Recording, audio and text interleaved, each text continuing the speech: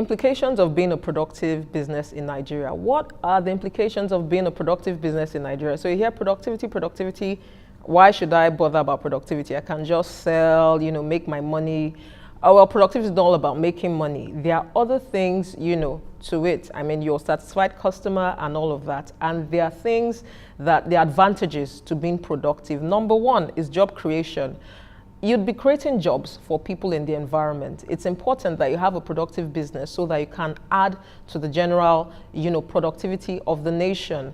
I mean, wouldn't you love it? Love the fact that you're enabling families, to be self-sustaining.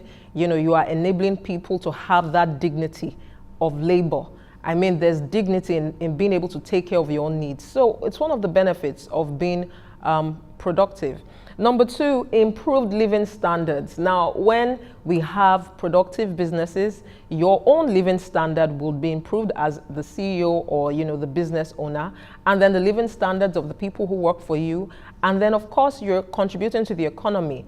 Generally, when people's purchasing power is increased, it begins to affect the economy, and we just generally have, we can afford better health care, better nutrition and all of that. So it's important. I mean, you should care more about being productive for these reasons. Then number three, increased influence and opportunities in politics and policy making. Now, this is something that not many people have thought about. Anthony Robbins said that the greatest resource is being resourceful. And I really bought into that line of thought. You see, when you are resourceful, it does something. It gives you influence. It makes you influential. Take, for instance, Aliko Dangote. This man started his business, began to do household goods, became generally known in Nigeria, West Africa, and now in the world.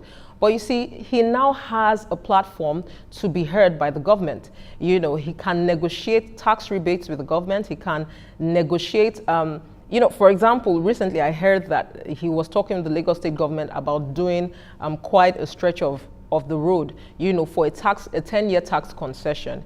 Now, he wouldn't have had the opportunity to fill institutional gaps in the nation if he had not become resourceful. This enables you, to be able to interact with people at a higher level than you would have ever thought possible.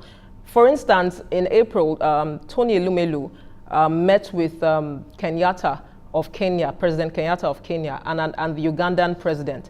If he had not been resourceful with his business, he would never have had that platform. So small business people need to think beyond just making money. You can begin to influence policies and decision making. Finally, I'd also look at the CEO of Microsoft, Bill Gates, who visited Nigeria recently.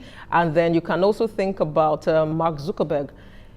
These people have had audiences with presidents across the world. Look at Mark Zuckerberg, as young as he is. Who would have given him, an audience for his age alone? But because of his resourcefulness. So it's important that you understand what you started and you do it well, because it could give you platforms beyond what you could have thought.